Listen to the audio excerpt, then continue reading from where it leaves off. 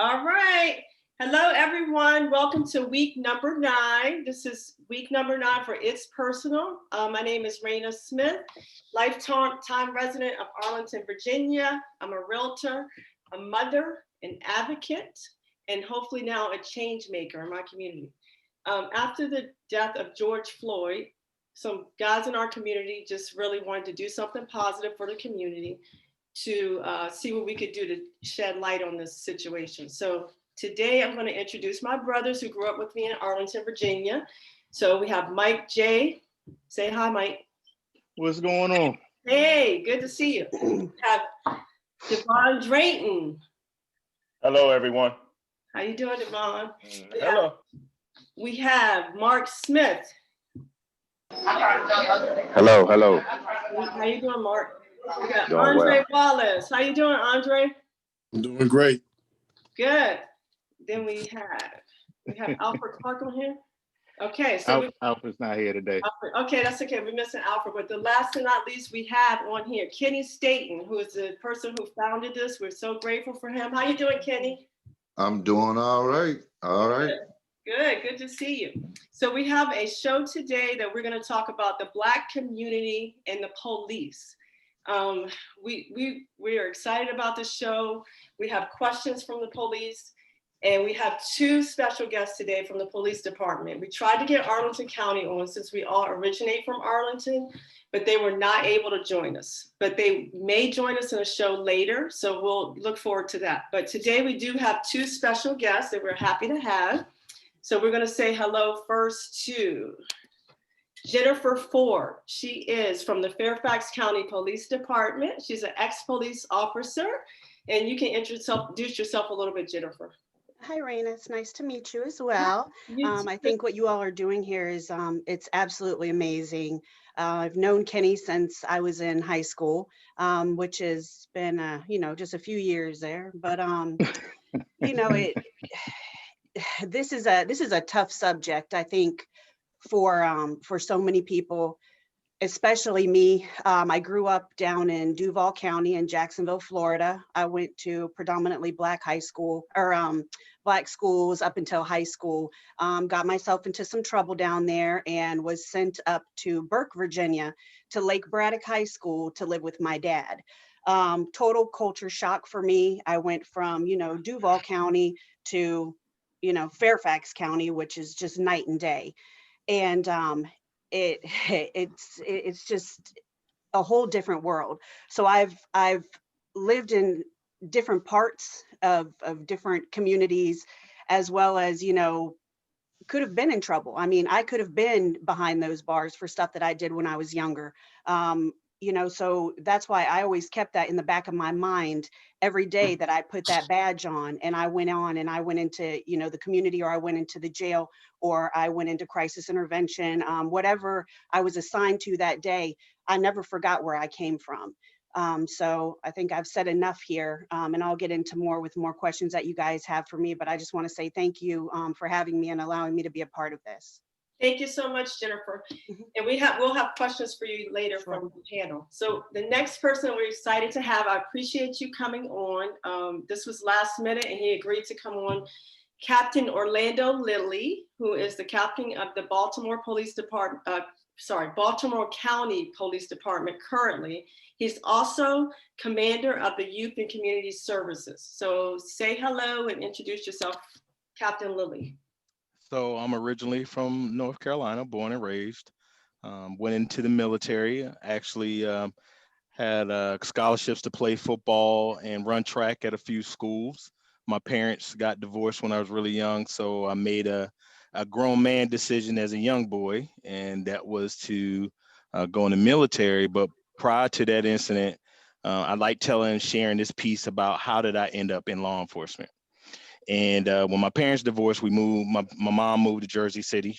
And what happened one day after school, a very good friend of mine cut me from the top of my right arm to the back. I ended up having 32 stitches in, 32 stitches out.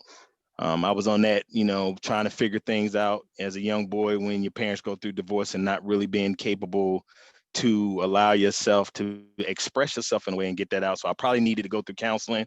And I had taken a box cutter to school that day. He'd taken a box cutter to school that day. Matter of fact, all my aunts and uncles at that time pretty much assumed that I probably would be dead by the time that I was 16 years old. As I laid in the hospital, I'm almost bled out. And so I do know what it feels like to have that death experience. But I can remember on the other side of the curtain, there was a police officer. And if you ever put his picture in front of me again, I could recognize the face, but I would never know the name. I was 10 years old at the time when this happened. And I told myself then that if I lived, because that was the first time that I saw compassion from a man, and particularly a man who didn't look like me after growing up down south at that age. And I said I was going to do that job. We ultimately, needless to say, I lived. We moved back down south. I never forgot that what I wanted to do when I was 10, after having my own personal experiences in North Carolina with racism growing up, from being chased by Klan members to hiding in the woods for hours. And I'll also recalling that when Roots first came out, how schools were closed down for a period of time. I was still young, but I still was very present and aware about what was going on in my surroundings. I would go on to the military, come out of the military, and then I would go on to North Carolina Central University, go Eagles. We just had an HBCU in North Carolina where it's required for you to take African-American studies. And that was really my first formal true education about the experience, and as a criminal justice major, what policing really looked like in America, as opposed to normally some of the things that we tell people. And so here I am 26 years later on the job in Baltimore County Police Department, the 23rd largest police department in the country out of the 17,900 so police departments in the country. Had my master's from Johns Hopkins University, and I'm also an adjunct professor at the University of Baltimore. And I also teach ethics and diversity at another community college. I'm also the past president of a minority organization on the police department that particularly represented the interests specifically of African-American officers on the police department. And so that would kind of be where we are now. Thank you so much for that. So that was a lot. So I think we're going to go, I think I want to give the history. Captain Lilly. Okay, so I want to give a little history about the police and as it pertains to Blacks, actually. So in history, if you all don't know, the topic of the Black community and the police cannot be discussed without tracing it back to our history, back to slavery. So slavery was considered an early form of policing. So there were slave codes set in place for landowners to keep dominant power over Black lives, and this was designed purposely. So I know Captain Lilly, is he on? Can you hear me? Can you hear me, Captain Lilly? Can you hear me? I think he's muted. Yeah, I can hear you. I can hear you.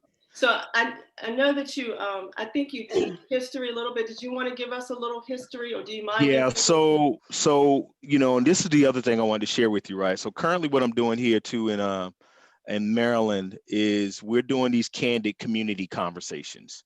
And the candid community conversations is kind of built around kind of what you all are doing, and hopefully what you all would do is make this be a platform to broaden out your base and invite everybody else in from the community into these conversations. And we call them candid for the simple reason of, nobody should have pretext questions beforehand, so they can be raw, authentic conversations.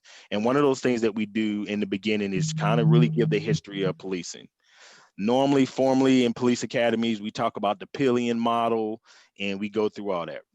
The truth is, the American model of policing did not start that way. The first formal slave patrol was created in the Carolina colonies in 1704. And they were pretty much built around three principal things. those three principal things being to chase down, apprehend, and pretty much return runaways to their slave owners, right? So, and then it provided a form of organized terror to deter slaves from running away. And then it was to maintain and form of discipline for slave workers who were subjected to what they called back then that summary justice outside of the law. And if they violated those things that were created on what we would call back then plantation rules, then they were dealt with accordingly. And so in order for us to really understand where we should be moving in the realm of law enforcement, you have to understand the history. There is something that actually happens as we think about America in this whole context. If we go from 1704, if we go to Reconstruction, and right after Reconstruction, that's when they put vagrant laws on the books. Vagrant laws were a way to say that all these people who were freed, well, now let's find a way that if they don't have jobs, to put them back on the plantations that they came from, to continue to use that free labor. What ultimately came out of that, when we look at slavery, the separations of families, became a generational piece that systemically gone out throughout the generations. And we must be very clear with ourselves is the fact that slavery is still not 200 years old yet, because the country is only a little bit over 200 years old. And then we have to look at the fact that when we look at the civil rights movement, we're in an election season, and understand that the voters' right and all those things, Jim Crow, all those other things, are still some residual leftovers from those things. And so when this George Floyd thing happened, and Kenneth said something powerful that I wanted to speak to when he talked about progress. When this George Floyd thing happened, we were also in this COVID pandemic. And so the reason you saw me on the phone is because, we have our command and control up right now, and I'm the incident commander. So I just told him to call me if something was seriously going on. And what happened was, I can remember being on a conference call with the chief and the rest of my peers, and that gave me an opportunity to bring up the fact that we could not just bypass that and not talk about the elephant in the room. And what I said was that there were police officers on the job who were having problems with that, including myself. When this happened, my children were with their mother, and she called and said, "You're going to have to talk about this with them." My daughter, who just recently graduated from college, who suffers from depression and anxiety, and all her depression and anxiety was racial triggered by something that happened to her when she was 8, when somebody called her the N-word.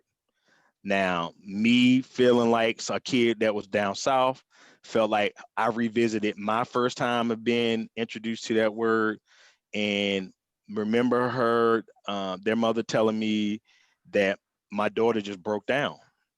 And my son kept asking her, why did they do that? She couldn't turn the TV fast enough because she was trying to turn it because she did not want him, the 8-year-old, to be exposed to that. Mhm. But she couldn't turn it fast enough. I pulled over on the side of the road, and I'm sharing with you what I shared with the chief. I pulled over on the side of the road for 15 minutes because I needed to get myself together after I got my own tears out, because there was no way you could justify that, right? There was no justification for it. And what I always tell people is, even though, and Kenneth, now I'm about to give you the piece of something that you said about progress. What I said to the chief was, there's a difference between growth and progress. Growth is Orlando Lilly was able to make captain. That's growth. Progress would be if I was treated just like my counterparts who don't look like me. Absolutely. That if I have the same level of autonomy and authority when they make decisions. Now, my reputation precedes me in the context, because I told you I also was the past president of a minority organization. And so there was chiefs prior to this chief who did not find favor with Orlando Lilly, because I would pretty much bring things to their attention about how minority officers were being treated and how women were being treated in the agency. And I would also share with them that if they didn't treat us good on the inside, why you think they won't treat you good on the outside? Matter of fact, the analogy that I would say is, you may not be able to put your knee on my neck, literally like they did George Floyd, but it could be done figuratively, i.e., people would have the ability to go around my authority because, hey, Baltimore County is still, when I made captain, it's 146 years old. When I made captain, I became the fourth African American to ever make the rank. Wow. And so at the time, and then, you know, and since then we've had a number of us be able to do it, right? Because there were people who got promoted with me. So they were, and a few of them were senior to me based on time. And so now we're at a place and we're at a crossroads where I'm telling people, and unfortunately, that we're dealing with the R of this incident. And what I mean by the R of the incident is we're reacting to something. And as a people, we're tired of reacting to something. Everything that happens in law enforcement has been built on the platform, and Jennifer, please correct me with any of these things if you see that I'm out of space with it. Have been predicated by case law. We think about Tennessee versus Gardner, that was a reaction to somebody being shot in the back. We think about Mapp versus Ohio, which is the primary case about questioning people, interview, interrogation. That was something that happened after. So now they had to create a law to do that, right? So everything that we've done since our conception has been on the platform of that there had to be something that changed some of the behavior, or at least curtail the behavior. And so I don't get caught up with a lot of the language of reform, all these other languages, because what that suggests is that you could just do that to an institution and not realize that the human being needs to be reformed. And so as a Southern boy, what I'll say to you is the fact that the country as a whole, one has to be thoroughly and properly educated realistically about what has happened and why are we here again with this, right? Because this is just a manifestation of a bigger, much broader context. They're bad preachers. You know, I know we went through that spell of the season where we had teachers doing things to our young children. We had a season where we had clergy doing things to our children. So law enforcement does not have the market on the greatest employee in the world. The difference is we also have the ability to ultimately and dynamically change the course of someone's life for the rest of their life, whether it be on the arrest end or what we call the ultimate seizure by taking somebody's life. You cannot give that back once you do that. And so now we're at this place where we have to say, we need to have some true, authentic, candid conversations. Understanding this though, when we deal with these conversations and we're hanging out in the area of our emotional quadrant, and then other people who need to listen to us are on their logical, perceived to be rational quadrant, those two things sound like Charlie Brown when he listens to his mother, right? Yeah. So even on our end, as a young African-American male, I can remember saying in my history class, and my history professor was from Africa, and he wrote on the board HIS story, right? So I'm joking around, I'm looking around the room, I'm like, oh man, this dude can't even spell, right? I missed it. He was writing his story. That whoever has the autonomy to write the story gets to tell it like they want to. So if all of us on here, even if all of us who's been exposed to that information, I can guarantee you was never exposed to that information as a child. You have just now come into that information, which means that you're also at a perplexed moment and have a natural proclivity to respond to it much more emotionally than you do intellectually.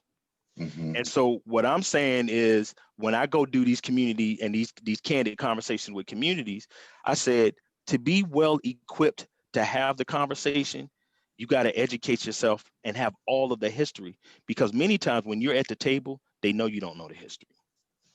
And so I can tell you what I want to tell you. And then you're going to, and when you don't hear what you need to hear because you're in your emotional quadrant, you're going to be angry. And I know then you're talking angry. So then I'm going to expose your anger so I can say, you see, we can't even talk to him, right? So we now are in a place where we have to address this in a much more intellectual way. And when I say intellectual, I don't mean disregard your emotions. I mean, understand, define the passion behind the dialect in your lexicon when you're talking about it. Mm-hmm. I'm telling you this from a young boy who said that I was going to die before I was 16, and I almost did because I was living like I wanted to and doing what I wanted to, right?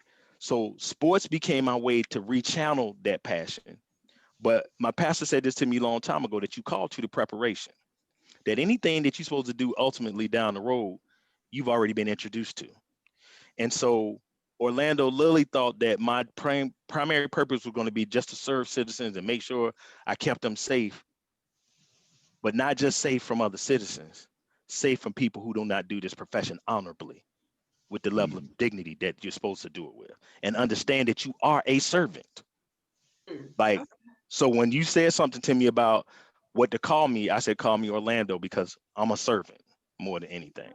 Okay, Orlando, thank you. Thank you for the history. And that was a lot. So we have our crew, we have questions as everyone has taken in the trauma from watching it in different ways. Some of us are emotional, some more emotional than others. Some of us have the way we deal with it and the same as the way it was before. So we're all different. So I want to see if I can ask questions. If anyone on here has a question for Jennifer or Captain Lilly, I wanted to see if Mike J had a question.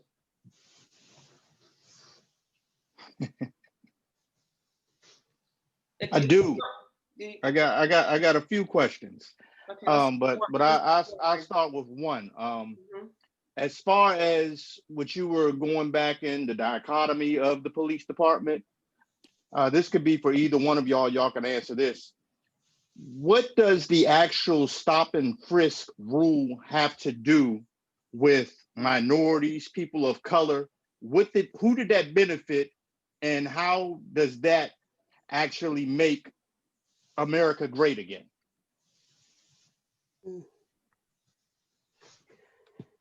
Orlando, you want to take that one, or you want me to? I'll take a stab at it, but I talked a little bit because I do want to address the question, even though it's a broad question. I said I do want to address it, but you can shoot at it first. Now, I was a deputy sheriff, so I was primarily in the jail itself and dealing with crisis intervention, which was a jail diversion for basically if we had an individual that had some type of mental illness, we would, instead of arresting them and putting them in jail and confining them, we would actually find them a bed somewhere within somewhere of the state of or Commonwealth of Virginia, and we would take that person there, and that way they're getting treatment instead of being thrown into a system that's clearly not going to help them.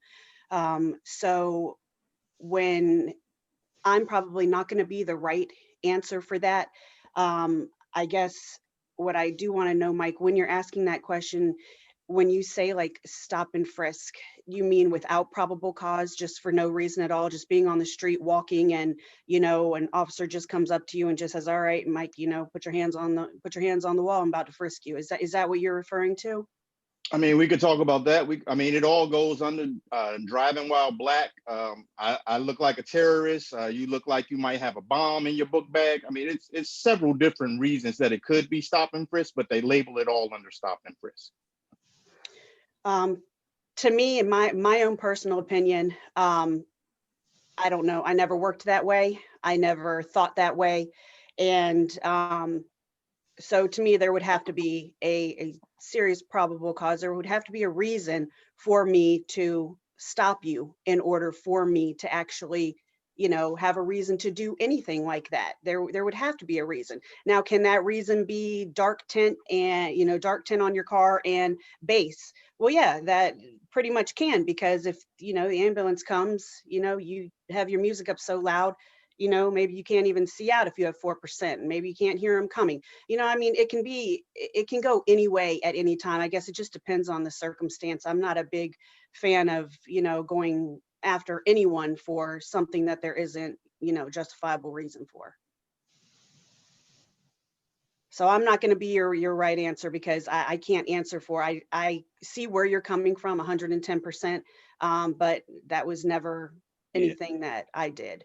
And then I think, you preaching to the choir with some of the stuff, Mike, too. So it might be hard to, because I can't answer like how it ties to some of the things that are politically moving. But technically, the way that it's, the stop and frisk, or what some people call it a Terry stop, the Fourth Amendment requires that when you do those kind of stops, that the suspect you must have a reasonable suspicion that crime is being, or is about to be committed by a suspect.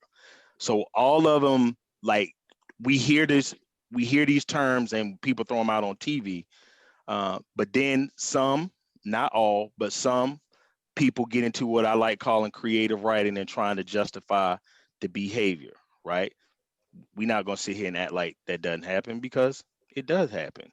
What I'm saying is that it shouldn't happen, but all of you, for those who have these things, and this is why I said too, I kind of told Raina that you guys probably, for those who live in the area that you live in, find out how does the police department have what we call a citizens academy to allow you to come in the house and learn how the house works, right? Mhm. So then when you start asking questions, you'll know how. That's why I said, yours was kind of broad. So that's what makes it, for me, makes it hard to answer. It would be easier if you like had it specifically towards target more in, and not tied to some of the other part of the question. When we doing this right, and normally when in my unit, we're in charge of Citizen Academy. And one of the things I always tell people is that I'm disappointed is not seeing enough of us in those classes often. Normally I see what I call, for lack of a better term, the police cheerleaders in the class. And I don't see us in there. And so then when I don't see us in there, I'll go back and ask the people who have to answer to me, how did they go out and recruit for the Citizens Academy? Right? Because I still got to give them opportunity without being overbearing and lording it over people to do their jobs, without me saying, well, why didn't you have this number in the class? Because I also know, based on what you said, Mike, is that once people like learn how the system work, then they know what questions they need to ask and hone them in, so that way they can get not just so much the answer that you're looking for, but the response that you need to the question that you're asking. And so technically, the stop and frisk, when people, when Terry that came out, Terry held that the stop and frisk, didn't really comply with the Fourth Amendment, meaning that the stop and frisk wasn't, it was unreasonable. And ultimately came back and they found out that, hey, that they did do some stuff wrong, right? A lot of times we make the assumption, because somebody may have went through academy, and everybody's academy is a little bit different, that these people walk out of these places and they're really well versed in what they can and they can't do. And a lot of times they don't too. They don't either. Some of them, not all, like I said, because I can't kill everybody. I said, but some of them overstep their bounds and they're doing things that they shouldn't. So I give a 21-year-old a gun and a badge. I'm 52. I'll talk about me and not nobody else age. Orlando, 52. And I expect that 21-year-old to come to my house and know how to deal with my 52-year-old problems with the very rudimentary things that they've given them in the training academy. And oftentimes they're not really equipped to deal with that stuff, because some of the things that they do doesn't necessarily require you to act on the law side of it. I might need some help with some services or some other things. And so my response though, into your thing, based on the concrete definition I gave you, is really about the lack of education about how do I turn what I just told you about, what is it that people need when I respond to that person's house? Am I looking for what it is that they need, or am I trying to pad my stats? Traditional policing leads to three things: rapid response to calls, random patrol, and reactive investigations. If that person has a command or a police department that is driven solely by output, then those officers in those type of organizations are going to be more prone to make mistakes, because and which sometimes turn deadly, because they have been driven to, oh, I need you to get your stats up. So Mike walking or Orlando Lilly walking, and then I get stopped for no reason. So you're basically stating that they have to get their stats up, so it's almost like they're working a commission-based job. Would that mean that police reform, we should look at maybe having them going through training for longer than the time period that they're doing? Just like in basic training for a person in the Army or Marine Corps, they go through their weeks, they pass, they get put into the military. What about changing reform where they have to actually go through the police academy for a lot longer, where they can learn some of these skills that they need besides getting a badge and a gun? And now they ego tripping or they're power tripping out here. So, and I'm not a fan of the word train, right? I believe in education, because you can't really train the heart. The heart has to be educated. And so some of the things based on my background, you could put me in there 365 days. If that's my belief system, you put me through more training is not going to fix that. As a military veteran, I hated it. I hated going to training. And I just said this the other day. And what I realized was that the military executed the educational component. They trained you because the classroom, that's what that was for. The education was when we would go to NATO exercises right before the Gulf War and do all these exercises. That's where my education came from.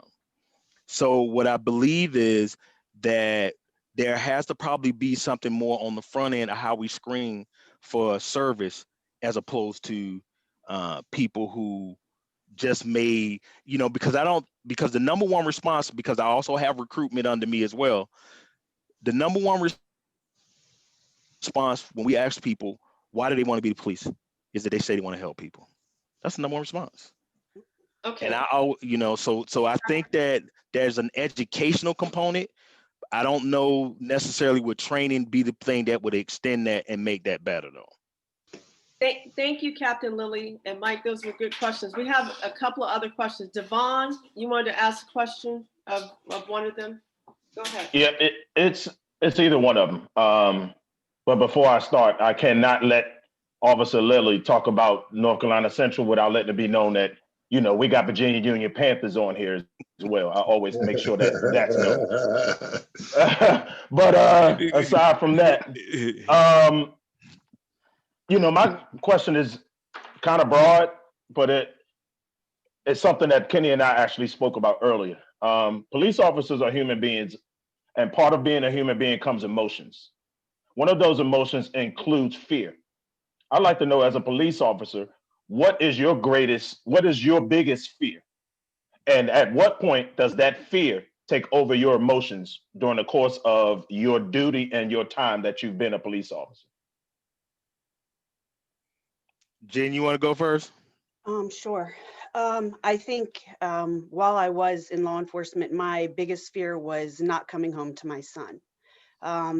I was a single parent at the time, and I had a little boy, and that was my biggest fear, was not coming home to my child. So every day, before I went to work, I always made sure that I hugged him really tight and kissed him goodbye, because you never know. Sorry, I get a little emotional there. He holds a soft spot on my heart.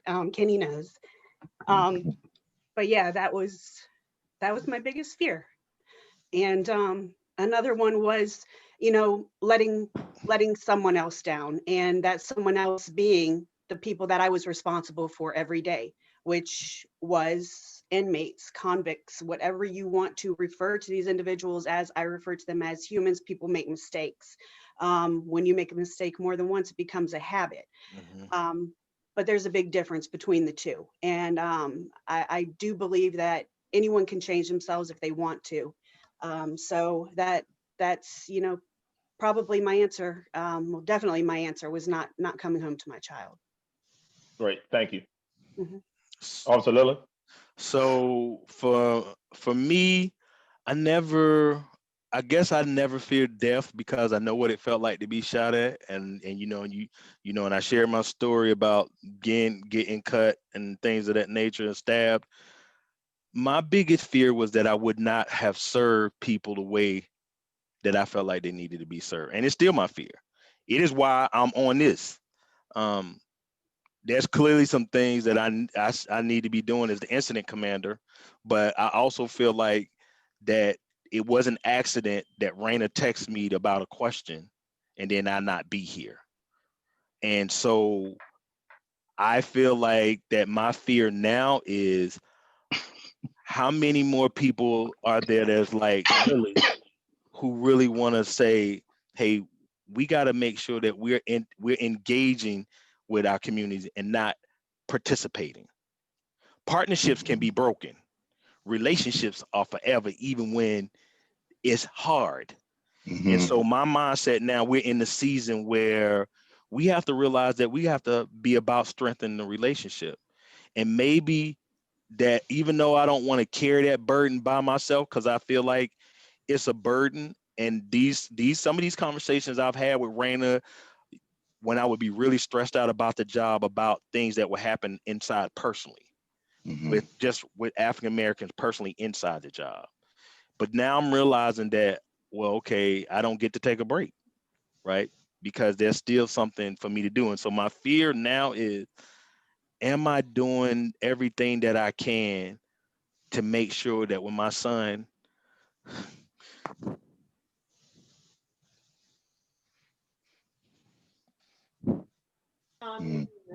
We get it, because we understand, and it's the proper place that you don't have to.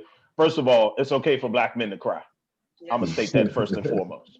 Yes, So don't you think that you're in a place where your tears are not understood and appreciated, because we've all shared that before.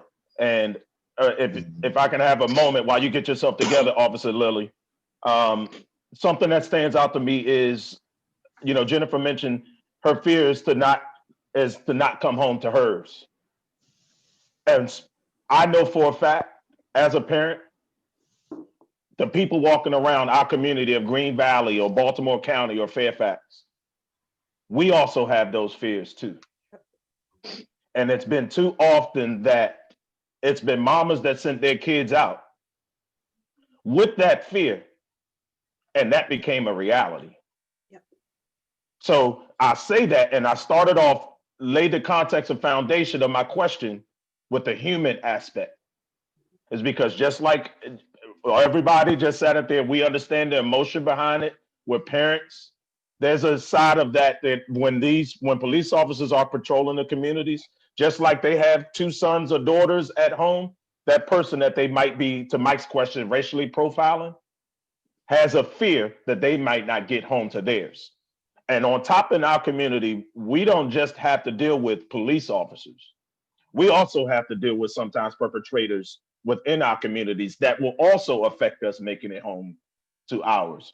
So I'm not saying that's you all, I'm just saying, putting it out there that we're human, and police officers are human as well. And at some point in time, part of the reform I think that's necessary is that police officers, as well as citizens, need to become more in tune with the human aspect of who they are. Because if you start forgetting that you're a human, you start pretending and being something that you're not, and that's a robot. And I think that's where we actually tend to go wrong in society. So, Officer Lilly, I hope that gave you time to get yourself together. No, I needed that. So I get it. Yeah, I mean, and I'll share, you guys, I'm a vulnerable dude, so trust me, I don't have no problem crying around people. Me too, brother. Yeah, because I've lived long enough to tell people that it doesn't devalue my manhood. Exactly. One of the things, a quote that I always remember, is that Albert Einstein says that 100 times a day, I have to remind myself that my inner and outer life is because the labors of others, the living and the dead. And so I must exert myself and give in the same manner that I have received and still receiving. My children's life is totally different than mine, right?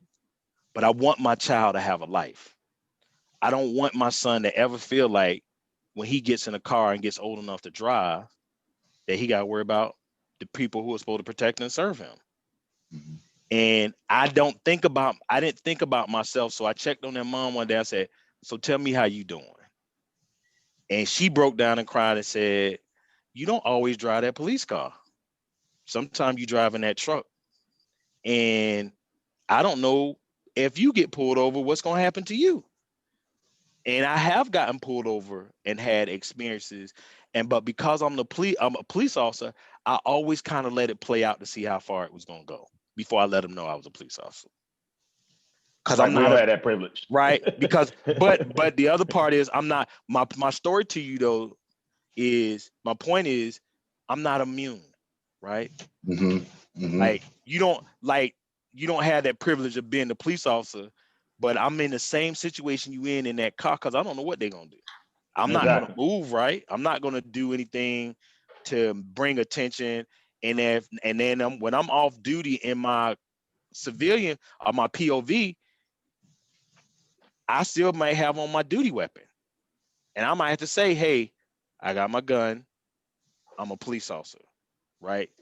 But they may not hear the police officer part. No, they hear gun. You know what I mean? So, and I didn't think about it because I can legitimately tell you that I don't fear death. You know, I just don't. That's not my fear. And so the fear I have is my children growing up and not having to have that experience because I can't shield them from that.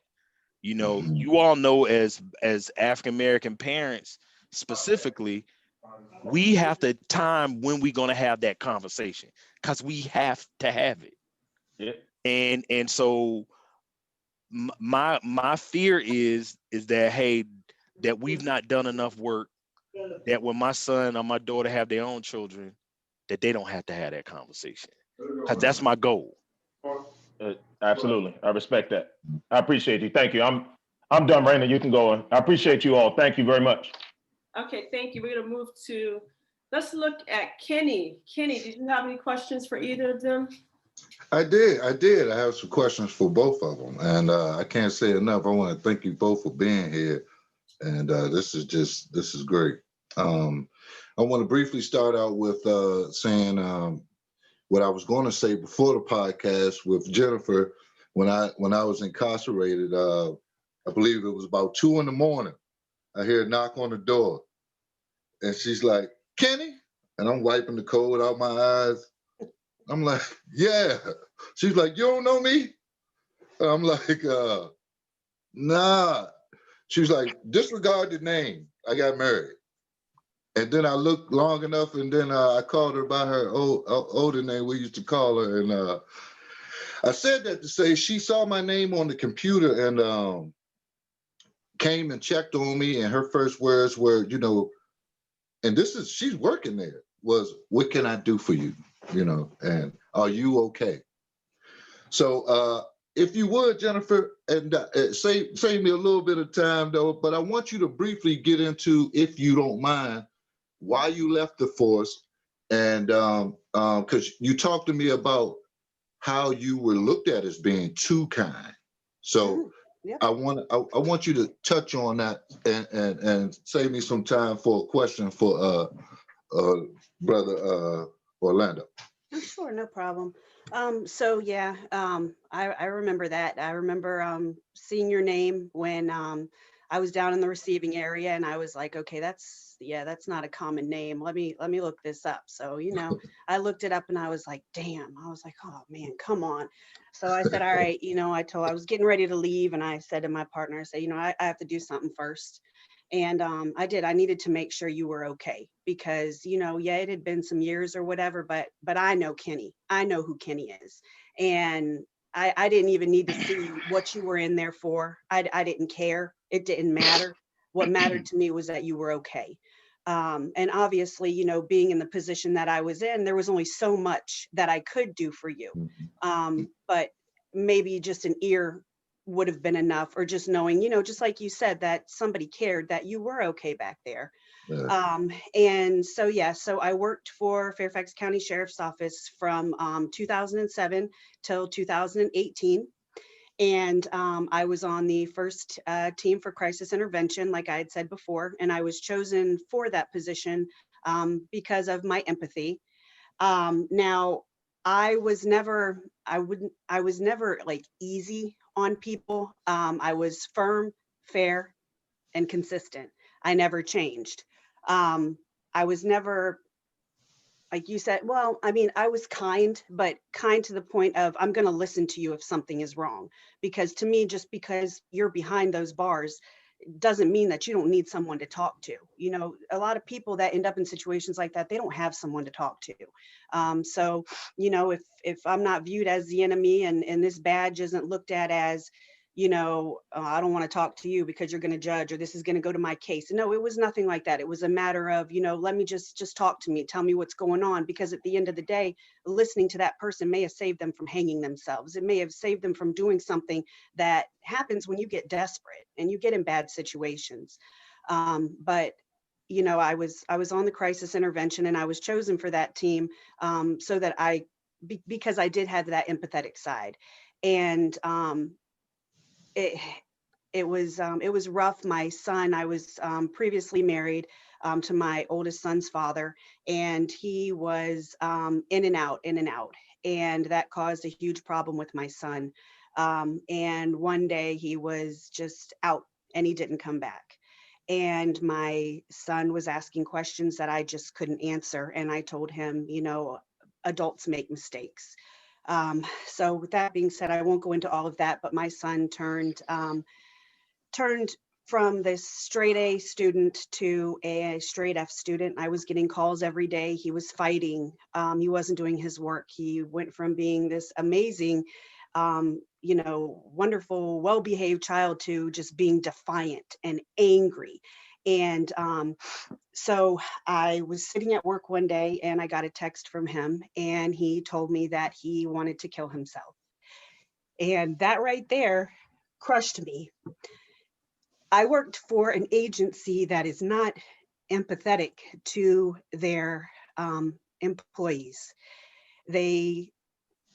Some are and some aren't, but at the end of the day, they have to do what's best for their department. And I had to take a leave of absence. I had to go on FMLA, and I took my son to many different child psychologists, counselors through the state, through the county, through, you know, personal, through EAP program with the sheriff's office. I went through a lot. I did it by myself, but I was all he had. I was his strength. And so the FMLA was up. I had used all of my personal time. I had nothing left. Now, mind you, I have never been in trouble before, never had any issues. I was a field training instructor. I trained all of the new deputies that came out that I was assigned to. I was a crisis intervention director. I was a general instructor at the academy. I was never a problem for the sheriff's office. Now, I didn't play the game.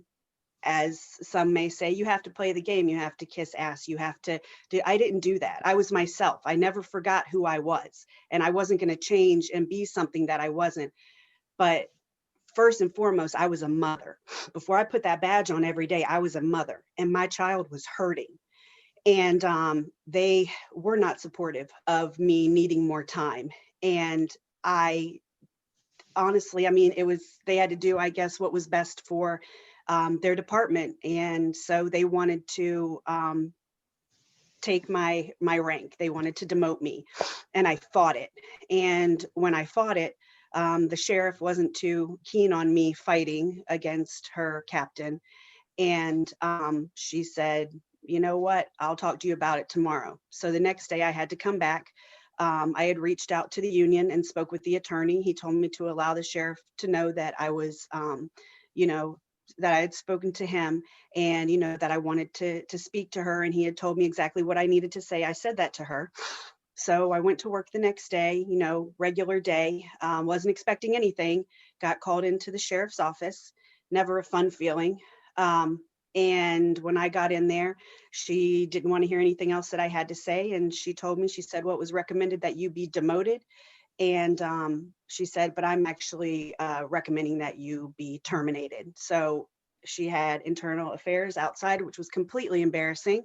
I had internal affairs take me to the locker room, clean out my locker, and off I went. 11 years of busting my ass for an agency that, you know, at the end of the day, there was no support for me. And her main foundation for when she ran for sheriff was mental health. So that was heartbreaking to me because my issue, your employee, the one who has had your back, that she has even said, this is one of my best deputies to people in the past, you're letting me go because I'm going through a crisis that I can't handle at work at the same time. So basically I had to choose between my career as a deputy sheriff or my child. And at the end of the day, the sheriff's office isn't going to win that one. And I took it to the board, and I was so stupid to do that because I had to realize that you can't, you can't beat the queen of the county, clearly. So I was given every opportunity in the world to drop my case, but because I felt my case was so strong and I felt that I was not wrong, I felt that, you know, they would give me my job back. Yeah, I didn't win that case. And I was completely crushed. She completely crushed my heart because my main goal was helping people in that facility. It was, you know, being that ear. It was being, you know, the jail diversion and the crisis intervention and helping people. And you know, it's very, very heartbreaking, but it was hard. And now, like I told Kenny, a lot of places, because, you know, with all of the education and classes and things that I've taken on crisis intervention, I've wanted to get into, you know, helping people, you know, whether it be, you know, helping people that get out of jail, get back on their feet and stuff like that. A lot of these organizations around here do not want to hire someone that was prior law enforcement to work in those positions, because I've been told on multiple occasions that it's for the best interest of me and my safety and the safety of their clients, because they don't want them to find out that I was law enforcement, because they will not take well to me. And truth be told, I'm probably the best candidate for that job because I do have a big heart. I do want to see people succeed. I do want people to get past those humps that they can't get over. Can everyone do it? Absolutely not. But there's more that can than cannot. And so yeah, so that's where I'm at now. And you know, it was a tough time, but you know, the right job will come along for me, and I'll just keep trucking until I find it. You know, it'll work out. Jennifer, if I might add, Sure. your role is needed in schools of what you can provide. If the county has told you not with adults, I'm in education. We need that in education because there's kids that are dealing with all the things that you mentioned that come out, and people expect for them to be go over and operate normally back in the school setting. They Right. need someone that of what you can provide. So where the law enforcement has turned you away, it might be telling you to open the chapter of your life to use your good with working for some young men and young women that possibly can use your experience and better their lives. So again, just an avenue for you to look at, because I really think what you can offer can actually benefit a lot of lives.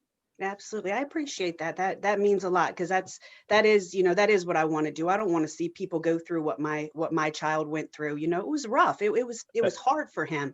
And you know, it went from, I mean, night terrors. I mean, we went through, you name it, and we went through it. But that child right now, he is a sophomore in high school with straight A's. Just And good. Yeah. yes, I am remarried for several years now. I have a surprise baby that is 20 months. And let me tell you that Jaden is my 15-year-old, and he is the biggest blessing. He is going to be the biggest blessing in anything that he does. Both of my children are biracial. Both of them are strong-willed, and both of them are very, very smart. And they're going to do so much. And you know, I keep their minds open. You know, my son's first day of school, he wore, you know, Kenny's It's Personal shirt. That's what he wore on his, you know, on his first little virtual class. He put that shirt on because he knows what it means, and he knows what's behind it. He knows, you know, some of Kenny's story, of course, not all. He's only 15. But you know, he knows that you can get past things and you can become, you know, way better than you could ever imagine. So, you know, I'm very blessed. I really am. Even though, you know, we did go through some crazy stuff, it's okay, because at the end of the day, you know, this kid has proven so much and just shown so much and shown me so much about myself. So Thank And you, Jennifer, for that story. That was amazing. I do have another question. Mhm. And thank you, Jennifer. But this question is to Orlando, and is compound up and what, like Devon said, the asset that she can be in law enforcement. And you said you didn't like the word reform. I'm gonna just start out, for lack of a better term, because that's the word that's being used around right now, police reform. And one of it, another word that's being slung around is defunding. And you know, the actual word means actually to retract funds up from, or whatever have you. But if you do some reading up on, what is meant by defunding the police, some of it is about just redirecting funds to go straight into the community. Now, I just wanted your opinion on something, Orlando, and that's have you ever considered or looked at some of these defunding type of police reforms? Because one of the ideas I had, because we always talk about mental illnesses and how police are untrained, another word I know you don't like, but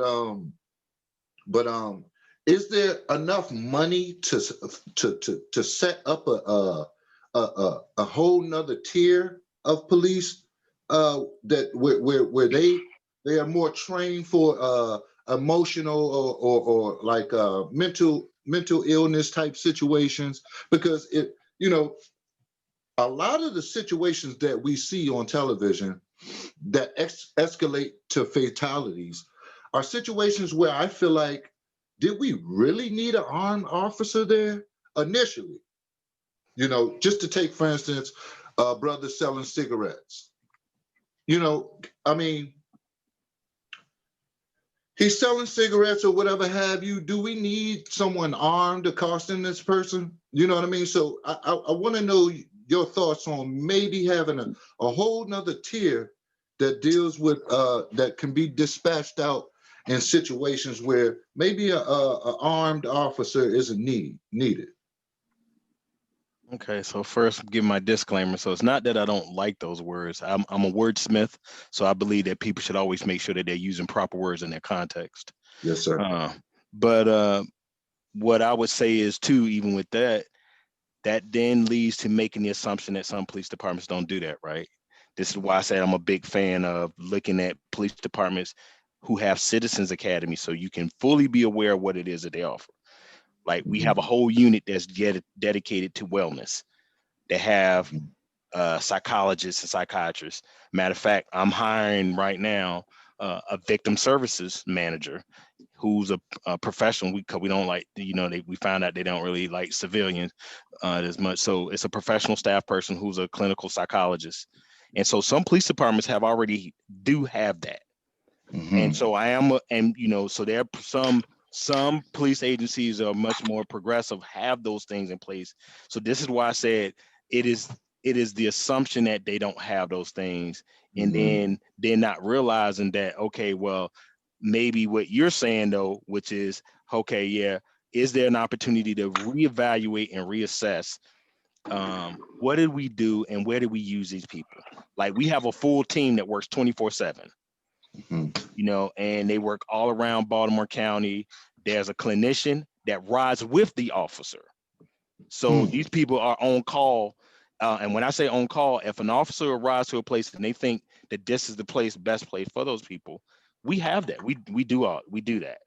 So what you're saying, which I would think, and I don't want to take words out of your mouth, will probably be better poised at some type of national standard that all police departments do maybe some of the things that the agency that I have. What I'll say is we have a chief now who does fully understand that all those things are important and really understood that they were important before we even had the issues. Even at the backdrop of having maybe people who may have been low key resistant. And so, even with these discussions, we're getting ready to have what we call in fair and impartial police training, where we're inviting the community to do the training with us so we can have the conversation with those subject matter experts who are putting on the classes to have the discussions, right? Mhm. Because remember, like I said about the whole piece about the emotional component. So some agencies are doing that. I do believe what I like saying too is we should always be receptive to constructive dissent and constructive criticism. You Mhm. do not get to develop fully or correct areas of needs and concerns if you're not open to that. And so the part that makes me blessed is I'm in a police department. Hey, we're open to those things, right? We don't shut down when people want to have conversation. My chief has welcomed the fact that I brought it up in the call amongst my peers. And I know all my peers didn't feel like I felt, and I know they didn't want Orlando Lilly to say it, but I knew it needed to be said, right? Which means that sometimes you have to have that courage that comes at a cost, Mhm. because it does it comes at a cost. When you have people internally. So we do have an agency that is much more progressive, and I can't say for everybody because I don't know what every agency is doing. I know what I caught on TV what some agencies are doing, and then I would say, oh, they would benefit from doing some of the things. I mean, we go far as deep in the weeds is that right now we're the first police department in Maryland that actually runs from the governor's office the RED program, which is racial and ethnic disparities about youth, about how we're dealing with incarceration of youth to keep them out of the system, Mhm. right? And understanding that, that just like going to school, crime is an educational process too. Me pushing somebody off and taking a bite can turn into something else down the road. But for us, that's growing up when we used to fight, and we should just do that. So that wasn't a crime. We didn't call that a crime because I got in a fight with somebody and I pushed them off the bike. Well, now those things are happening, and even in institute. And so we even have what we call the joints program, which is juvenile offenders in need of supervision, where instead of having a kid with a record, we put them on this whole piece where it's just restoration, where they don't ever have to have the record. But the Mhm. other parent has to agree, the parent who may have been the victim of the kid where the kid got involved with something, they have to agree to, hey, let's do that. And I'll end that by saying, because that's ultimately what happened with the boy who cut me and almost killed me. My parents made the decision that we were not going to make that boy have a criminal record. And I Mhm. almost died, but we decided that he wasn't going to have a criminal record. What I can tell you is, and I won't tell his name because he has to be the person to do that, is what I can tell you is he's a lawyer now. That Wow. dude turned out to be a lawyer. And so I know from being personally experienced, and remember what I said, that I believe that God calls you to the preparation, that because I experienced those things, that I know that I have a level of responsibility as Captain Lilly to make sure that we're filtering that as much as I can. And fortunately for me, I have a chief that kind of allows me to kind of operate on that and have these discussions, because that's the direction that she wants our agency to go in. She wants our agency to go into relational policing and not community policing, not just community policing, because you got to have a relationship before you can do community policing. Thank you so much. All right, so we have a question from, I didn't know Alfred was joining us as well. We got a duo team over there. So Mark and Alfred are together. God knows what they're doing. So glad the police is not like near them, but go ahead. Go ahead, you all ask the question.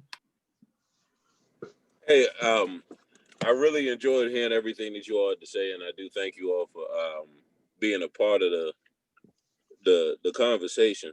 My question is this: and Officer Lilly, you mentioned you were ex-military. Yes, sir. What branch? Navy. Shipmate.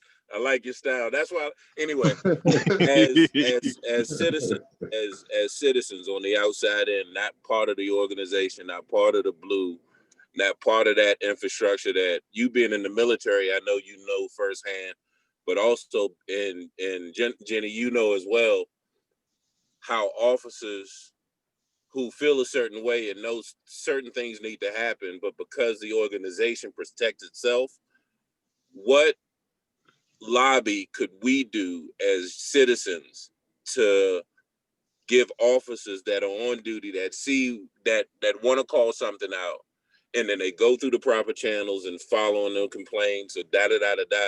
But there's really no recourse, and the same people are there repeating the same actions, and the person who actually speaks up is penalized. For any productive act, what can we do is just taxpayers, is just you as citizens, to give you all support, because you all do get I have my issues with, but you all have your certain line of support, but that support is set up to protect the system. What can we do to protect the citizens and give you all more of an opportunity to really shut down when things go bad? So one of the things that I said earlier, and I would really love for all of you to do this, because I was gonna tell Raina later, because I'm gonna follow back up with all of you. Once you all meet with the Arlington Police Department, be engaged, right? Like, you really have to be involved in your local police department. And what I mean by that is, do not wait till you need to call 911, because guess what? When you call 911, that is not the time that you want to have like we doing now. You're not in your mind is not in the mindset that I want to coke and joke with you, right? And you know as a shipmate, you know how we feel about Geedunk when we in boot camp, right? We can't wait to get that candy bar or whatever. Well, that's not the time. But if you engage with me, and like you said, there are people like me, and this is a historic thing too. I always remind us and say, when we look at history, there was when Martin Luther King wrote the letter from the Birmingham jail, he wrote about the piece of he felt despair, because he was trying to figure out why he was doing this, because there wasn't enough people that he was doing it for involved. And then I broke it down where the ghosts could get it, so I can make it plain for myself. There's plenty of people who want to sit on the bus, but don't nobody want to get no gas money. That's right. So sometimes, because the adaptive nature of all cultures, not just this police department, of all cultures, there are very few incidents where we want to really be involved, right? But if somebody like all of you that are on here now, because I'm telling y'all, this is not by happenstance that you all are doing this, right? And that you all got to say, okay, these are the things that we want to see in Arlington or whatever area that you live in, and then start getting more involved. When I became the commander of the precinct that I was at before I became here, I did community walks. And I did the community walks because I wanted to see two things. I wanted to see which officers knew the community leaders, because they rode in these communities every day, right? The second thing is, I had to practice what I was preaching. I couldn't ask them to walk if I wasn't doing them. So I did the community walks, and those were for some long days, but it was such a beautiful relationship, because I learned the historic for those of you who know the story of Henrietta Lacks, the person who we got the sale from, that's right here in Baltimore County. That's a historic Black neighbor community down in Dundalk and Turner Station. That's where she came from. So that whole community is a historic community. And guess what? I would have never known that if I didn't do those community walks. Every street is named after somebody significant that was played a part, whether it be the first Black doctors in that community and the like. And what I discovered was a lot of the officers didn't know some of those people. Some of them did, but some didn't. And what I wanted them to understand is that if you build the relationship, when you do mess up, it's like any relationship. People are more apt to give you a grace and some mercy. But if you don't have the relationship, don't come and ask me to give you grace and mercy, right? And so you guys are, so you can help by being engaged and involved. Whenever your county executive or mayor or whatever, and you guys are getting ready to get a new chief of police, you guys should be showing up then. You shouldn't be showing up until once something happened. You should know. Each one of you should know your chief of police by name. Each one of you should know the person who patrol your neighborhood. And if I was to ask you right now and say, could you tell me that? And I was a betting man, I bet you'd tell me you couldn't tell me that. And you know why? Much you got? You know what I mean? So how much you got on you? You know, it's kind of not fair for me. I don't know the Minneapolis one. Right. So Beth Arthur. Say that again. Arlington County is Beth Arthur. That's awesome, yeah. So you told me the guy that's working that shift. Who the No, other ones? No, I'm talking about she's the sheriff of Arlington County. Oh, okay. You guys got a sheriff department that runs yours and not a police Yeah, department. well, Okay, Arlington yeah. sheriff and the police department. Yeah, so our roles are different, right? Depending on where you are, our roles are different. Yeah, And yeah. so depending on who's the person that's responsible for your area, but I don't want you to just know that person. I want you to, when I say know them, you got a going relationship. You can get on the phone, call that person. The chief, even though I live in a different county, the chief that live in my county, I can pick the phone up and call them. And if they're busy, I won't get them right then, but they will get back to me because I made myself be intentional about having the relationship, because I'm still a citizen too. I don't walk around with this on 24/7. So it's really simple, brother. I would really love to see everybody be much more engaged with their law enforcement community. And then that turns into, because you have a right to have a level of expectation about the service that you get, because it is a service. Right? Exactly. And then if you're not having the discussion, it's kind of like going up to a counter in a restaurant and thinking that they know what you want off the menu. There's some common decency things that you should have, right? You expect for the forks, the utensils to be clean, the plate be clean. So there are some common things that should just happen.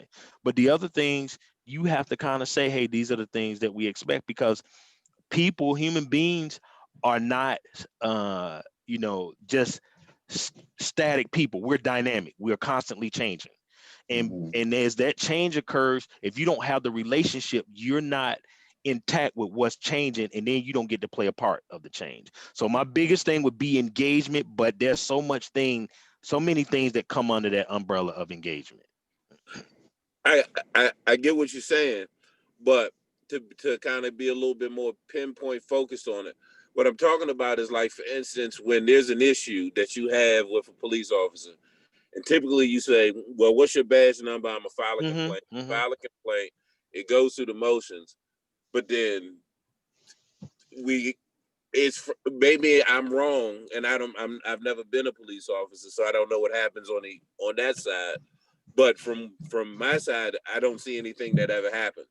The officers still do the same things to different people who still file complaints. Right. And I even know of, in Arlington County, my mother used to be the equal employment opportunity officer. She dealt directly with a lot of firsthand things, like Jenny, that you dealt with having children and family issues, and how the department dealt with its officers and stuff like that, and what rights you had as cops and stuff like that. So I get both sides. I get the human side, and I get all of that piece. And I understand having a relationship and establishing a relationship. Like I said, as much as putting my feelings aside about police, I have a lot of them that mean the world to me, that are in my family and close friends, and people who honestly I grew up admiring and helped me become who I am. That said, police officers, what can we do to make sure that when there is a problem, and police officers that step up and y'all get shot down, where there's an issue and you're not getting a response from the department that you should, what could we as citizens, before someone dies, you know what I'm saying? Like you saying, everyone just can't pick up a phone call and say, hey, I got 5 squad cars behind me right now. Can I tell them I know you? You know what I'm saying? Like, in general, what can we do to make sure that when you're not in your squad car, you're in your truck, or when my son or your son is driving down the street, what can we do as citizens to make sure our people aren't treated like that, specifically like people that look like me? So, and then this is why I said that, right? Like, it's because I think imagine this, and I guess I got to put it like this so me and you can be on the same page with where I'm going with this. If where I'm going with this is that I'm telling you that leadership is top down, changing from the bottom up. Nothing in America, in the nation, anywhere started with leadership. Nothing. Every change in the world has started with somebody that nobody else knew about, and they believed in what needed to happen. So what I'm telling you is, I didn't wake up and have the number, right? Nobody didn't wake up and have my number. What I'm saying to you is, it is imperative that, one, you become engaged enough, and that's why I say there's a lot of stuff under there, where you find out, well, what are they policies for that, right? Like in Maryland right now, some of the things that they're going through the legislation is to have this intervention piece where the person is covered if they go and have to, so they're not retaliated against. But the culture is adaptive, which means that we will normally acquiesce to a place that'll make us comfortable so we're not ostracized. What Jennifer went through. Yeah, Jennifer went through being ostracized. She didn't say this, but she didn't have to because I know the nature of the work. exactly. There were some other people who did not stand up for her that was at the same rank she was. They could have. And they knew they knew she was right. But what was the reason that they didn't stand up? And what, as citizens, how can we demand that y'all higher ups are giving you all the protection so y'all can't say, hey, officer, you can't do that. You see what I mean? Yeah, I get exactly what you're saying. But this is what I'm trying to tell you, though, because I'm trying to help you. And what I'm saying to you is this. The sheriff is normally elected because they run for their positions. So it's kind of hard, you have to vote them out to change a lot of stuff that they do. So but in police departments, normally a mayor or a county executive picks that person. Or a county board. Right. So if you're not going to those places and talking about what it is that you're looking for, you won't be able to do that. And so it starts, I know it seems like that's the most the most arduous way to do it, right? But it has to be done that way. And I'm telling you that from the inside. That's how it has to be done. And if you don't do it that way, there aren't quick fixes, because even if there's people that you want to protect who's saying things, some of those other people don't, if they don't step up. And the best, and this just hit me, thank you, God. The thing that hit me is, think about class action lawsuits.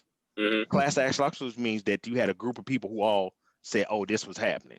Well, a lot of times, and using Jennifer's experience, like I said, Jennifer did not have to tell me based on what she said. She talked about what happened with the sheriff, but guess what Jennifer left out for you all? There was plenty of people who was Jennifer rank, who saw what was happening, and who made a conscientious, who when they talked to Jennifer was like, girl, yeah, I know that's not right, but they weren't saying nothing, right? And so for the outsider, it makes it harder if you can't cooperate or work in collaboration with all those other people who are seeing it, and then them being comfortable coming to you and saying, hey bro, I know you like as a citizen, but I want to tell you this, and this is what happened. And then there has to be some type of law in place for retaliation. Now in Maryland, those are the things that the legislators are looking at, putting in a law for retaliation, but that doesn't still stop the isolation, right? Yeah. And you use the key word, changing culture is hard. That's the hardest thing to do in any organization, is change the culture. And so, like I said, that's why I said this, because it's still hard for me. So I'm not gonna sit here and act like it's a utopia and everything easy. The good thing for me in this season is I got a chief and I have a direct boss in my colonel in my bureau who like, yo, no, we have to talk about this. No, they support Lily when I bring these things up. So I have the support system of them, but just like you, I have support systems of people outside too, who are like, okay, and they do what you just did. They say, well, what do you need? What I don't want to do is tell you how you're going to help the officer in your area without you talking to them and telling you. I know what to help me here, right? I wasn't speaking specifically to the area. I'm talking generally about the culture, and maybe I should expand. As like you said, you've even been pulled over at times, and your wife has been concerned about that. That happens because there is a culture that allows certain things to be permitted. Just like how Jennifer was treated in the manner in which she was treated. If they would treat a fellow officer like that over having issues with her child, imagine how they're going to treat a black guy when they have a knee in the neck. And I'm not, I know what you're saying in general. I got you. So there's an extreme on both ends. As wrong as what happens internally and policies that happens between the intra-department type things, the impact, like you said, and I appreciate you saying that, you have more sway and power over the individuals that you all come in contact with on a daily basis than what the president does. You can end someone's life. You can ruin someone's family.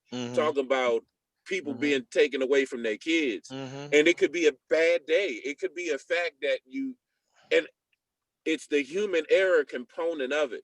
What protections as citizens can we do to make sure that we are protected from the structure, the infrastructure that you all have to enforce the laws that you do? And so you just said something that was powerful too. And I don't want you to move past what you just said. What you just talked about was the nature of man, and you didn't say it like that, but the nature of man, period. And then we incorporate the institution, right? I don't think you were on when I said this earlier, and if you were, I apologize, but I think it's a good segue to repeat what I said earlier. These things are heart matters. So anything that I tell you would do that would be structurally in the way of a policy or legislation would still be something after the incident happened. It wouldn't stop the incident from happening. So the thing that you're looking for, or at least what my understanding is, how do we stop it from happening? And what I'm telling you is, unless people are at a place where whatever their thoughts was, we all have neurological pathways that are in us before we get here. And just like your computer go and reaches for information every time you go do a search.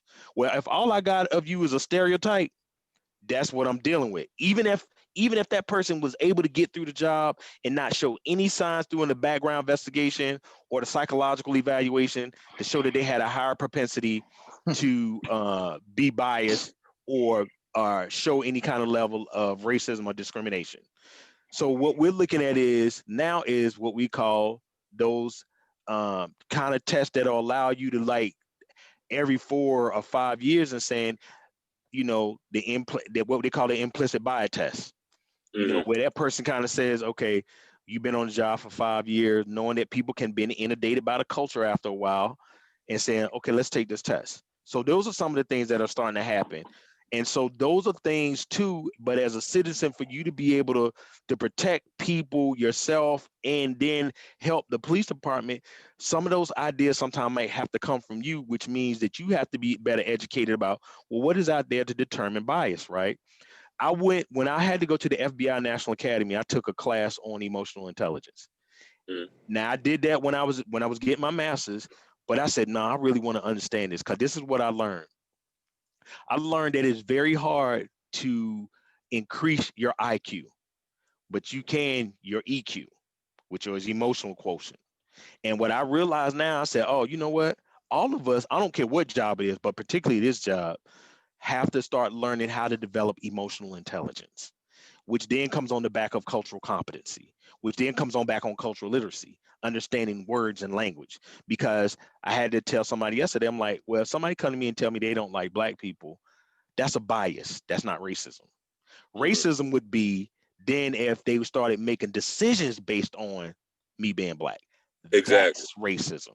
Exactly. So some of the things that help, because I can pick it up, you sharp, and I'm biased anyway because you was in the Navy too. But I'm like, but you also bring something to the table in the way of the educational component with asking those type of questions. And I think that in order for us to get there, one, I won't do you justice right now, because that was a good question. I'm like, oh, I got to spend time with that too. Well, well, think about it. Like, you know what I'm saying? Because all of this, when Kenny originally started this, it was 1 or 2 episodes. I think we're in our 9th week. So, and this is going to be police are not, whether you defund them and you're not getting defunded, you're getting more money regardless of who wins Tuesday. So that's already baked into the cake. You still got to work with what you got realistically, especially in short terms where it's real time right now. Not only it's real time in so many other different ways. So I'd like, if you have time and if you start to think about it and even talk to other different officers, and I know you all talk to all different kinds of officers that feel all different kinds of ways. I really do want to know what everybody kind of has to think about it, because just like I'm a citizen, you all are too. So I do appreciate y'all both coming on. I've talked a lot, so I'm gonna shut up. No, well, I mean, and if you don't mind, Rain, I still because what I would like for you all to do though, I would like for some of those questions that you have to be transcribed in a document, Gotcha. right? Transcribe those things in a document. And then there's a group of us who, and when I say a group of us from different agencies, and we've been talking to each other lately about what can we do to better improve how we doing this work. You know, like Orlando, Lily feel like, you know, I love doing this, right? And this is a feel good thing. But the real question is, well, what happens after I get off this conversation with you? Exactly. What turns into an action item, right? Exactly. And I believe in what I call AAA: awareness, action, and then accountability. Exactly. These kind of things are at the first A. It is awareness about some of the things that you guys wrote down. Yeah, Kenny, you can write that down. And these things, but now once we leave from this, because I want you guys to do the same thing too. It's cool that you guys are bringing people on, and you should talk to admire the people. But if you guys don't come up with hardcore action item things, right, you guys are just having a meeting every so often. And that was the reason why I asked you what I asked, because I got you. We got you. Different little organizations and different levels and stuff like that. But just I got you. Mm-hmm. Yeah. So if you guys can make this transpire into a document where there's like a concrete questions, and then I don't want you just to ask questions, right? I also want you to say, well, from our perspective, we would believe that these are some of the things that will work too. Because this is what I don't want y'all to walk away with thinking. I have a level of expertise and keen insight about how the complicated system works. And there's a difference between complicated and complex. Complicated always means that it can be measured, timed, and optimized. Complex always means that there are non-linear relationships that connect all the way around. And in the tiniest of things like the butterfly effect can cause a chain reaction. And we're complex people because we're a society and an ecosystem. So I needed to write that down because that was good. But I'm like, what I know is you all bring something, an expertise to the table about the experience of what we do from the outside. And I know because I do it, and I know because I've had one or two experiences of my own. But remember how I told y'all how I got into this profession. Wow. My first experience with a police officer was a positive experience. And actually the person who put me on the deathbed was a young brother that looked just like me. So my first initial experience with police was different, right? So much so that I wanted to do the job because I felt his compassion.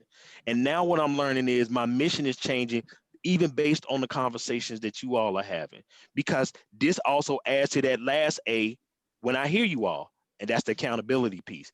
Like if I get out off this and I don't follow back over Raina, because I'm going to kind of like give y'all some time to think through it too, at least a week for you guys to kind of say, okay, what are the concrete things that we would really love to see from law enforcement in the way of a question, and then send that to Lily and let me meet with some people, and then either bring all those people back when I come back, or I come back again and say, all right, let's have this conversation again, right? So you can walk away with an action item in your own community and with the representatives that you have and with the departments that represent you, and say, hey, we talked to a group of professionals and these are some things that we came up with. Are these things doable? And what do we need to do to get them done?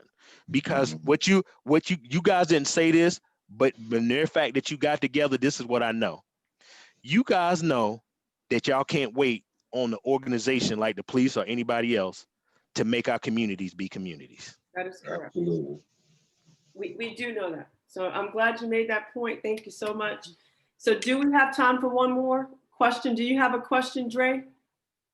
Andre, did you have anything to say? Is he still on? No, I don't see Dre on here. He probably had to go. Okay. Yeah. All right. So does anybody else have a question? I'm gonna wrap it up if not. Yeah, because I know them dudes probably like, how long he gonna be gone? I want to say this, Raina, before you close, I do want to thank formally thank Jennifer and Orlando for being here. I know I said it a million times, but I I'm not the most articulate person, man, but I can't say it enough, man. I really appreciate y'all's dialogue. I appreciate you coming on here with your emotion.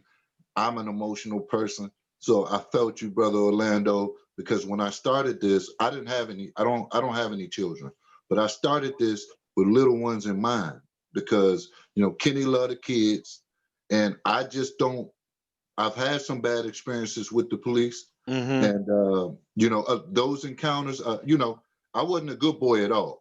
You Right. know what I'm saying? Let's Okay. start with that. But, you know, a lot of the encounters I had, I remember feeling some real intense fears. And every time I think about police encounters, it takes me back to how afraid I was. And I'm not easily shook up, but it's been times I've been afraid for my life. And I said to myself, I don't think the youth coming up behind me deserves that. And I want to do something about it. So that's where this originated. And again, I thank you both for coming, man. Yeah, thank you for having me. Yeah. The only last thing, my parting thing I would tell you guys is this, is a friend of mine sent this to me, one of my mentors sent this to me, and they said, always pay attention to what people invite you to and leave you out of, because that is exactly how they feel about you. You guys invited me in and you didn't have to do that. And I appreciate you, right? You don't know me from Adam. You trusted Raina, that Raina was going to bring somebody, and you invited me in. And that tells me everything about how you feel about me and how you feel about the work. I've been trying to make sure that I share with my colleagues that they don't continue to walk around and think everybody hate the police that look like me, because that's not what it is. Right. They hate bad police and police who do bad work. And so I'm really appreciative of you. I'm really going to look forward to following up with Raina. So hopefully Raina will give me about a week. Because that's the time frame I would like to get back, follow back up with you and get this information. But thank you all so much for taking the time doing an evening, because you all could have been doing something totally different, especially Jennifer with the new baby. I got so many jokes, but I'm gonna leave it alone. Can I say something real quick also? I want to also say, Orlando, I think that had I had somebody like you know, at the department that I worked for, that things would have been a whole lot different. I think that you have opened the eyes of several people on here, if not all, to different things. I think that you're definitely a different breed. You're a stronger breed. You're amazing. And I think that, you know, Alfred's answer to his question is we need more people like you in positions that you're in right now that can help. You know, I mean, you took the time to come on here. You've been on here for almost 2 hours, and clearly, you know, you have work to do, you have things to do, and everyone understands that, but you still took the time to do that as well. So if more people were like you and could give the knowledge that you give, I think that it would help a whole lot more in this world right now than what's going. So, you know, you are that person that stepped forward. So I commend you, and I appreciate you, what you did. Jennifer. Jennifer, shut up before I start crying again, girl. Don't cry on me. I have to, you know, pay respect where it's due. Absolutely. Okay, I appreciate y'all. I appreciate it. Awesome. Okay, I'm going to wrap it up. I'm just going to say thank you to everyone for coming. Jennifer, we appreciate you. You have a new baby. Congratulations. Thank you. And Captain Lilly is a dear friend of mine who, if you heard his resume, he doesn't stop. So he inspires me. I'm doing as much as I can, and I wish everyone would take accountability. Like, we are not in charge of this community. Everybody's in charge of the community. So I'm just imploring that people stop asking us what we're doing, and I'm going to ask you what you're doing, and you can join us, and you can be the captain of your own ideas. That's what we're trying to teach people. So just telling you tonight that we're going to wrap it up. Thank you so much, you guys. Follow us on YouTube. The channel is It's Personal. Follow Mike J. Our website is itspersonalforme.com. If you want to donate, we are definitely trying to change our community. With donations, we're doing scholarship funds. We're going to be doing stuff in the community just to help the youth and to get the community acclimated with the police, and so we can build these relationships. So thank you so much, and you all have a lovely night. Bye.